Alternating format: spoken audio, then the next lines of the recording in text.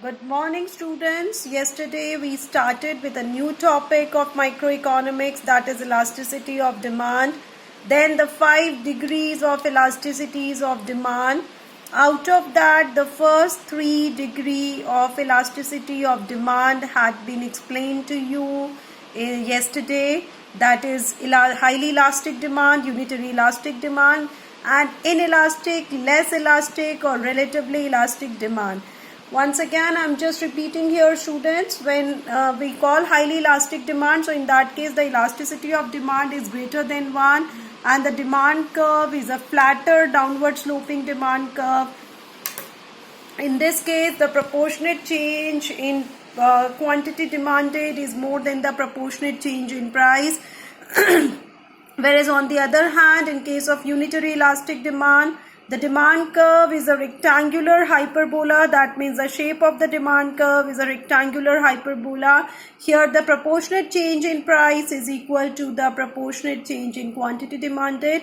In case of inelastic demand, the shape will be, the demand curve is steeper and elasticity of demand is less than 1. Today I am going to explain you the remaining 2 degrees of elasticity of demand, that is perfectly elastic and perfectly inelastic demand.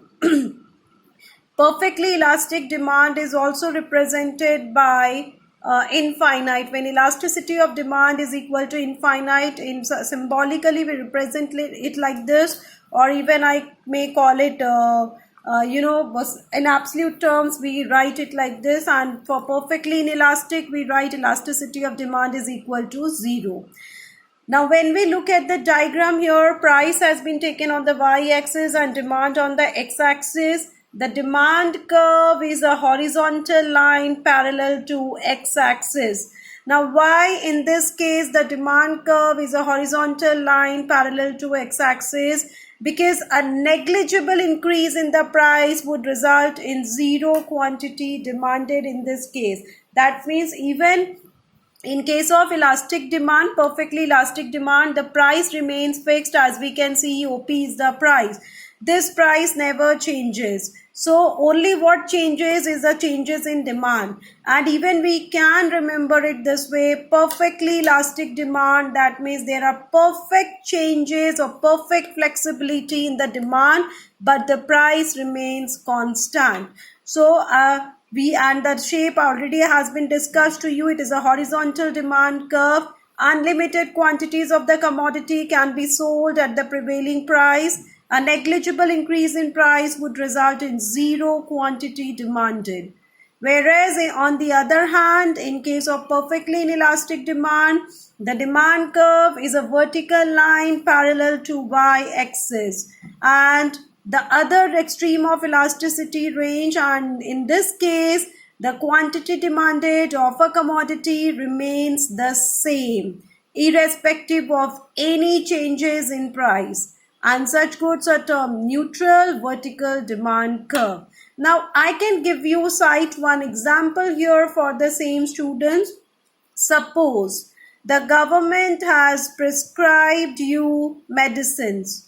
So no matter whatever the price of the medicine is, you are going to consume a fixed quantum of it. Suppose the government has, suppose the doctor has asked you to take the medicine twice a day. So if the prices are more, so you will not take the medicine once in a day. Obviously, if you want to get your ailment cured, so you have to follow doctor's orders. So you will take it as per the doctor's prescription, no matter whatever changes are there in the price, but the demand remains fixed. And this also happens in case of necessity goods. No matter whatever the price of the wheat or the rice are, but we are going to consume a certain quantity of wheat and rice in order to satiate ourselves. So in this case, there is perfectly inelastic demand, perfectly no flexibility in demand. So elasticity of demand is equal to 0. So these are the 5 degrees of elasticity of demand. In a nutshell, together you can have a view here, the diagrammatic presentations. So you see here that when we talk about greater than 1, it is a flatter curve. This has to be a little, in a form of a rectangular hyperbola. Less than 1, then this is what? Perfectly inelastic and perfectly elastic. Even all the 5 diagrams can also be represented like this. A horizontal line represents perfectly inelastic demand curve. Perfectly elastic demand curve. This represents perfectly elastic demand curve. This is inelastic and this is elastic. I'm so sorry. And this is less than 1, a steeper curve. The flatter one is greater than 1, and this is what is equal to 1. So the same way it is being represented here also. Now, next thing is, students, I'm going to discuss the formula related to price elasticity of demand. You are going to use 2 different formula to calculate price elasticity of demand. That is, one is percentage method, and on the basis of percentage method is a proportionate method, as you can see here on the screen. So the formula for percentage method is percentage change in quantity demanded upon percentage change in price. Similarly, students, you will also be doing elasticity of supply. So the formula remains the same. Why I have denoted supply simultaneously here? So that when you study the chapter elasticity of supply, you remember that the formula remains the same. So this is the formula for percentage method. And for the proportionate method formula is been derived from percentage method formula only. When we say percentage change in quantity demanded, so how do we calculate that? We calculate that by using this formula, change in Q upon Q into 100. Here, delta Q represents change in quantity demanded, delta P represents change in price, P represents initial or base price, and Q represents initial or base quantity.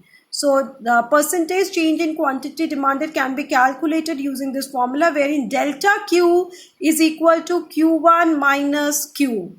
So delta Q upon Q into 100 divided by delta P into P upon P into 100. When we solve this, 100 and 100 cancel, then we multiply it this way. So this delta Q upon delta P into P by Q, we got the formula. So the formula for proportionate method is delta Q upon delta P into P by Q. So ultimately, students, you have to remember these 2 formulae only, which you are going to use while doing the numerical part. That is percentage change in QD upon percentage change in price, and delta Q upon delta P into P by Q. So these are the 2 formula which you have to remember. Now tomorrow I'm going to show you certain numericals so that you can proceed ahead with the numerical part. Thank you so much.